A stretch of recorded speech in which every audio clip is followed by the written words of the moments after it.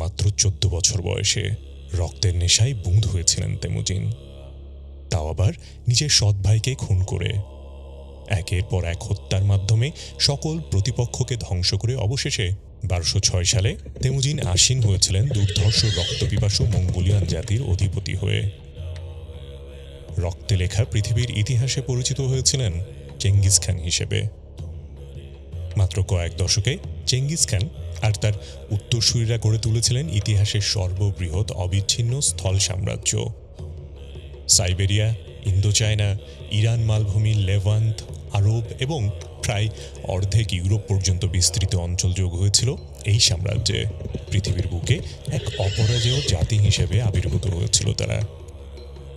কিন্তু একটা প্রশ্ন থেকেই যায়, আসলেই কি অপরাজেয় থাকতে পেরেছিল? কি মনে হয় আপনার? অবিশ্বাস্য হলেও সত্য যে লাখ লাখ মুসলমান হত্যাকারী এবং মুসলিম বিশ্বের প্রধান জ্ঞানকেন্দ্র বায়ত আল হিকমা ধ্বংসকারী মঙ্গোলিয়ানরা অবশেষে বধ হয়েছিলেন মুসলিমদের হাতেই। কিন্তু কোথায় এবং কিভাবে জানেন কি? আপনি না জানলে আমি বলছি।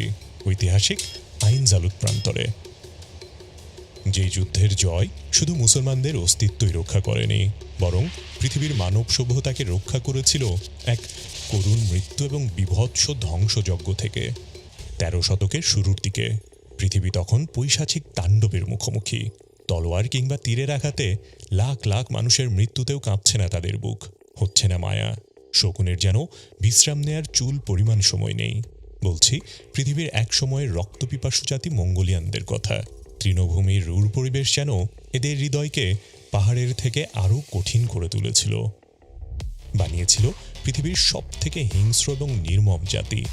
বিশ্বজয়ের স্বপ্ন নিয়ে চেঙ্গিস খানের নেতৃত্বে যখন একের পর এক জয় পাচ্ছিল তারা, ১২২৭ সালে রহস্যজনক মৃত্যু হয় পৃথিবীর সর্ববৃহৎ সাম্রাজ্যের সৃষ্টিকর্তা চেঙ্গিস খানের, যে মৃত্যুর রহস্যের জট পুরোপুরিভাবে আজও খুলতে পারেনি কেউ। তবে এই আকস্মিক মৃত্যু কি মঙ্গোলিয়ানদের থামিয়ে দিয়েছিল বিশ্বজয়ের পথ কিংবা ধ্বংসযজ্ঞ অথবা হিংস্রতা থেকে? কি মনে হয় আপনার? না, থামাতে তো পারেইনি, বরং তার মৃত্যুর পর মঙ্গোলিয়ানরা আরও শক্তিশালী এবং হিংস্র হয়ে উঠেছিল। সেই সময় একের পর এক ধ্বংসযজ্ঞের মাধ্যমে রাশিয়া সহ ইউরোপের প্রায় অর্ধেক ভূখণ্ডের কর্তৃত্ব নেয় তার উত্তরসূরিরা, যাদের নাম শুনলেই আঁতকে উঠত আর দিক বিদিক ছুটে বেড়াতো পৃথিবীর মানুষ। সময় ১২৫৮ সাল। মধ্যপ্রাচ্যে চলছে মুসলিম ইতিহাসের অন্যতম সমৃদ্ধশালী শাসনামল, আব্বাসীয় খেলাফত। মুসলিম বিশ্বের জ্ঞান, বিজ্ঞান এবং সাহিত্য সংস্কৃতির কেন্দ্রবিন্দু বাগদাদ তখন আব্বাসীয়দের রাজধানী। কিন্তু হঠাৎ ৫০০ বছরের সেই সমৃদ্ধ সাম্রাজ্যের আকাশ ছেয়ে যায় ঘন কালো মেঘে। চেঙ্গিস খানের থেকে বহু গুণ হিংস্র এবং দুর্ধর্ষ হালাকু খানের বাহিনীর দ্বারা তছনছ হয় পুরো বাগদাদ শহর। সেদিন দেয়ালের একটা ইঁটও অক্ষত রাখেনি হালাকুর বাহিনী।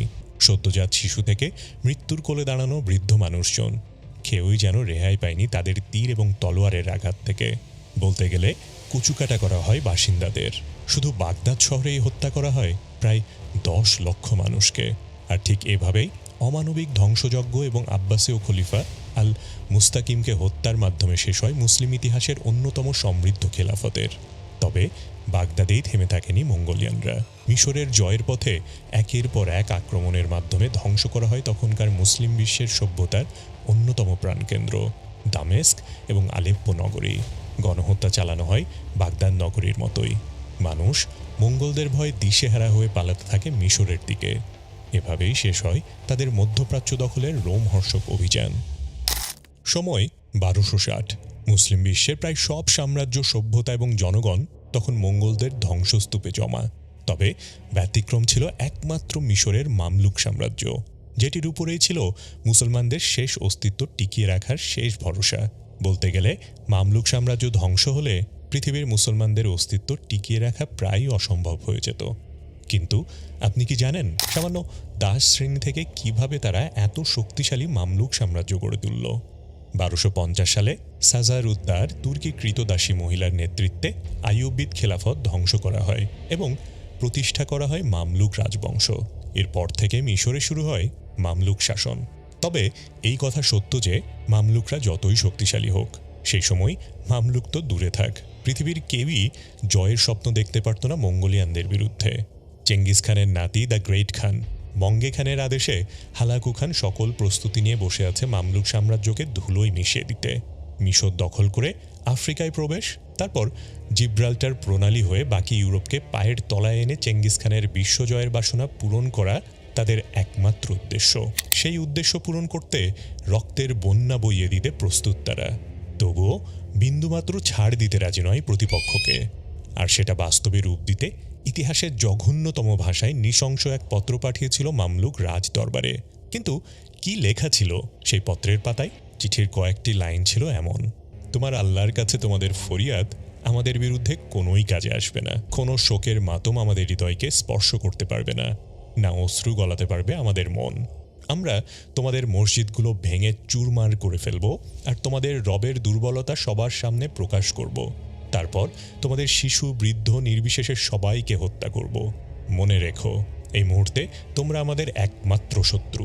পত্রের এমন করুণ ভাষা দেখে পুরো মামলুক রাজদরবার সিদ্ধান্ত নিয়েছিল বিনা যুদ্ধে মঙ্গোলিয়ানদের কাছে আত্মসমর্পণ করতে। কিন্তু ব্যতিক্রম ছিল স্বয়ং সুলতান সাইফুদ্দিন কুতুজ।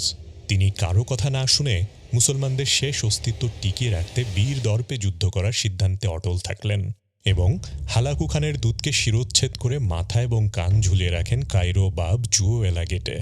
আর সাথে সাথে অবধারিতভাবেই বয়ে যায় যুদ্ধের হাওয়া। শুরু হয় মামলুক বধের প্রস্তুতি। মঙ্গলদের যুদ্ধের সকল প্রস্তুতি যখন শেষ, তখনই হঠাৎ গ্রেট খান মঙ্গে খানের মৃত্যুর খবর আসে শিবিরে। মৃত্যুর খবর শুনে হালাকু মধ্যপ্রাচ্যে নিয়োজিত বাহিনী থেকে একটা অংশ নিয়ে রওনা দেন মঙ্গল রাজধানী কারাকোরামে। আর মুসলিমদের অস্তিত্বে কফিনের শেষ পেরেক মারতে দায়িত্ব দেন সেনাপতি কিতবুকাকে। অন্যদিকে সাইফুদ্দিন কুতুজ মিত্র করলেন সিরিয়ায় অবস্থানরত তার পুরনো বন্ধু রুকনুদ্দিন বাইবার্সের সাথে, যিনি ছিলেন সেই সময় মুসলিমদের মাঝে সবথেকে অকুতভয় শক্তিশালী এবং রণকৌশলী বীর সেনাপতি। তুর্কি কিপচাপের এই যোদ্ধা মিশরের হয়ে সপ্তম ক্রুসেডের যুদ্ধ পরিচালনা করেন এবং ফ্রান্সের রাজা নবম লুইকে বন্দী করে অসামান্য বীরত্বের পরিচয় দেন। একদম ছোট থেকে এই অঞ্চলে বড় হওয়ায় মামলুক সুলতান তাকেই বেছে নিয়েছিলেন সে সময়ের পৃথিবীর একক পরাশক্তিদের বিরুদ্ধে লড়তে। সেপ্টেম্বর ৩, ১২৬০ সাল। অপরাজেয় দুর্ধর্ষ মঙ্গল বাহিনীকে শায়েস্তা করতে প্রায় ২০,০০০ মামলুক বাহিনী নিয়ে প্রস্তুত মুসলিম মহাবীর রুকনুদ্দিন বাইবার্স। যুদ্ধের কৌশল হিসেবে কিতবুকার বাহিনী মিশরে আসার আগেই মামলুকরা অবস্থান নেন ফিলিস্তিনের গ্যালিলি এবং নাবলস অঞ্চলের মধ্যবর্তী স্থান ঐতিহাসিক আইন জালুদ প্রান্তরে। চারিদিকে পাহাড়ে ঘেরা এই প্রান্তর হয়ে উঠেছিল মুসলমানদের অন্যতম রণকৌশল শক্তি হিসেবে। আপনি জেনে অবাক হবেন, এই জায়গাতেই পবিত্র কোরআনেও বর্ণিত হয়েছে হজরত দাউদ আলাহিসাল্লামের বীরত্বপূর্ণ কাহিনীর জন্য। ইসলাম ধর্মের নবী হজরত দাউদ আলাহিসাল্লাম ফিলিস্তিনের অত্যাচারী শাসক দৈত্যদানব জালুদকে পরাজিত করেছিলেন এই একই জায়গায়, তাও আবার শুধুমাত্র একটা ছোট্ট পাথর ছুঁড়ে, যা ইতিহাসে ডেভিড অ্যান্ড গোলিয়াত ফাইট হিসেবেও পরিচিত। কিন্তু মুসলমানরা কি জানত যে এই ঐতিহাসিক জায়গায় আবার রচিত হতে যাচ্ছে মুসলমানদের শেষ অস্তিত্ব রক্ষার ইতিহাস? সিরিয়ান, খ্রিস্টান, জর্জিয়ান এবং আর্মেনিয়ানদের সমন্বয়ে গঠিত ২০,০০০ অপরাজেয় সৈন্য নিয়ে আইন জালুদ প্রান্তরের দিকে ছুটছে কিতবুকা এবং তার সুসজ্জিত অশ্বারোহী বাহিনী। কিন্তু যতই উপত্যকার দিকে আগাচ্ছে শক্তিশালী অপরাজেয় মঙ্গল বাহিনী, ঠিক ততটাই পরাজয়ের খুব নিকটে অগ্রসর হচ্ছিল তারা। তবে একটা প্রশ্ন থেকেই যায়, ক্ষিপ্র এবং দ্রুতগামী ঘোড়ার উপর থেকে তীর ছুঁড়ে মারতে পারা অপরাজেয় বিশেষ দক্ষ মঙ্গল বাহিনী কিভাবে বধ হয়েছিলেন সামান্য মুসলিম বাহিনীর হাতে? কি ছিল মুসলিমদের সেই সময়ের ঐতিহাসিক রণকৌশল? চলুন যাওয়া যাক সেই দিকেই। কখনো কখনো ভৌগোলিক অবস্থান যুদ্ধক্ষেত্রে শত্রুপক্ষের জন্য অন্যতম প্রধান মরণ ফাঁদ হয়ে ওঠে, যেই মরণ ফাঁদে দ্বিতীয় বিশ্বযুদ্ধে হিটলারের শক্তিশালী লাখ লাখ বাহিনী নাস্তানাবুদ হয়েছিল রাশিয়ার কাছে আর পাল্টে দিয়েছিল পুরো পৃথিবীর ইতিহাস। ঠিক একইভাবে আইন জালুদ যুদ্ধে বাইবার্স সেই ফাঁদেই আটক করেছিল দুর্ধর্ষ মঙ্গল বাহিনীকে। যুদ্ধের শুরুতেই রুকনুদ্দিন বাইবার্সের নেতৃত্বে মুসলিমরা এমন পজিশনে দাঁড়ায় যেখানে বিপরীত দিকে মঙ্গল বাহিনী উদীয়মান সূর্যের দিকে মুখ করে তাকাতে বাধ্য হয়। তারপর থেকেই সব কিছু যেন অস্পষ্ট লাগতে শুরু করে কিতবুকার হিংস্র বাহিনীর কাছে। আর ঠিক সেই সময় বাইবার্স তার অন্যতম রণকৌশল প্রয়োগ করে বসেন। অল্প সংখ্যক সিরিয়ান সৈন্য নিয়ে উপত্যকার কিছু সামনে আক্রমণ করেন কিতবুকার সৈন্যবাহিনীর উপরে। উদ্দেশ্য কিতবুকার বাহিনীকে উত্তেজিত করে উপত্যকার একদম ভেতরে নিয়ে আসা। আর সেটা করার জন্যই বাইবার্স অনুসরণ করেন পশ্চাদপদসরণ নীতি। যেটাকে আবার হিট অ্যান্ড রান নীতিও বলা হয়। আর সেই ফাঁদে পড়ে মঙ্গোলিয়ানরা সর্বশক্তি নিয়ে ঝাঁপিয়ে পড়েন বাইবার্সের নেতৃত্বে ছোট্ট সৈন্য দলের উপরে। তারপর আস্তে আস্তে আক্রমণ করতে করতে যখন মঙ্গোলিয়ান সৈন্য পাহাড় ঘেরা উপত্যকার ভেতরে ঢুকে পড়েন, ঠিক তখনই পাহাড়ে গাছের আড়ালে লুকিয়ে থাকা মুসলিম তীরন্দাজ বাহিনী ঘিরে ফেলেন মঙ্গোলিয়ানদের। শুরু হয় মুসলিমদের তীর বৃষ্টি, সাথে যোগ হয় মিটফা নামের হাত কামান দিয়ে আক্রমণ, যেটি ব্যবহার করা হয়েছিল মঙ্গোলীয় ক্ষিপ্র গতিসম্পন্ন ঘোড়াকে ভয় দেখাতে। কিন্তু এত সব কৌশল এবং বৃষ্টির মতো তীরবর্ষণ যেন হিংস্রতার সাথে আজীবন লড়াই করা মঙ্গোলিয়ানদের বেশি দূর কাবু করতে পারেনি, যেটা প্রমাণ হয়েছিল মঙ্গোলিয়ানদের দ্বারা মামলুকদের তৈরি শক্তিশালী বুহের বাম অংশ ভেঙে ফেলার মাধ্যমে। কিন্তু এই অবস্থায় তৎক্ষণাৎ মুসলমানদের আকাশে উদিত হয়েছিল সাইফুদ্দিন কুতুজ নামের এক অপরাজেয় সূর্য। মুসলমানদের অবস্থা যখন শোচনীয়, তখনই সুলতান কুতুজ শিরস্ত্রাণ খুলে বিশাল চিৎকার দেয় আর সবাইকে আহ্বান জানায় ইসলাম রক্ষায় জীবন দিয়ে জিহাদের। স্বয়ং সুলতানের যুদ্ধে অংশগ্রহণ দেখে মুসলিম সৈন্যদের মনোবল হাজার গুণ বেড়ে যায় সাথে সাথে। এখানেই শেষ নয়, যেই ভয়ে কিতবুকা সিরিয়ান সৈন্যদের রিজার্ভ রেখেছিলেন সেই ভয় বাস্তবে রূপান্তরিত হয়ে পড়ে তখনই। সমস্ত সিরিয়ান সৈন্য মামলুকদের পক্ষে চলে গিয়ে যুদ্ধের মোড় ঘুরিয়ে দিয়েছিল তখন। তুমুল যুদ্ধে মঙ্গোলিয়ানরা পরাজয় নিশ্চিত জেনে পালিয়ে যায়, তবে হার না মানা মঙ্গলরা পুনরায় সংঘটিত হয়ে আবার যুদ্ধক্ষেত্রে অবতীর্ণ হয়। একে একে হত্যা করা হয় কিতবুকার দেহরক্ষী এবং সৈন্যদের। অন্যদিকে বাকি সৈন্যরা দিশেহারা হয়ে পালাতে থাকে। বাইবার্সের হাতে যুদ্ধক্ষেত্রে বন্দী হয়ে পড়ে কিতবুকা। পরবর্তীতে সুলতান কুতুজের নির্দেশে হত্যা করা হয় কিতবুকাকে। নতুন এক ইতিহাস রচিত হয় আইন জালুত প্রান্তরে, যে ইতিহাসের সৃষ্টিকর্তা সামান্য কৃতদাস শ্রেণী থেকে উঠে আসা মামলুকরা। মঙ্গল রাজা অপরাজেয় না, সেই প্রমাণ হয়ে ওঠে আইন জালুত প্রান্তর। চেঙ্গিস খান ও তার উত্তরসূরির নেতৃত্বে কয়েক দশক ধরে যে মঙ্গল ঝড় লণ্ডভণ্ড করেছিল মধ্য এশিয়া ও ইসলামী খিলাফতের রাজধানী বাগদাদকে, মাত্র অর্ধশত বছরে রাজত্ব বিস্তার করেছিল অর্ধ পৃথিবীতে। আইন জালুতে তা মুখ থুবড়ে পড়েছিল মামলুক প্রাচীরের সামনে। আর এর মাধ্যমেই মুসলিম ইতিহাসের একমাত্র শক্তিশালী সাম্রাজ্য হিসেবে আবির্ভূত হয় মামলুক সাম্রাজ্যের।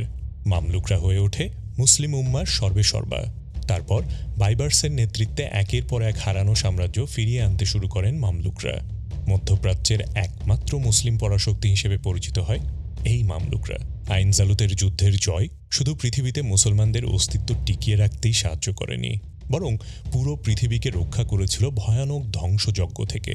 এই যুদ্ধে মামলুকদের পরাজয় যেমন একদিকে মুসলমানদের নিঃশেষ করে ফেলত পৃথিবী থেকে, ঠিক তেমনই পৃথিবী পতিত হতো এক ভয়াল থাবার মুখে। ধ্বংস হতো নগরের পর নগর, রক্তের বন্যা বয়ে যেত বাগদাদ নগরীর মতন পুরো পৃথিবীতে। আপনাদের মতামত অবশ্যই কমেন্টে জানাবেন। ভিডিওটি ভালো লাগলে লাইক দিন এবং রিক স্টোরিভার্সে নতুন হলে সাবস্ক্রাইব করতে ভুলবেন না। দেখা হচ্ছে নতুন কোনো ভিডিওতে নতুন কোনো রোমাঞ্চকর রহস্য নিয়ে। সবাই ভালো থাকবেন, সুস্থ থাকবেন। নমস্কার।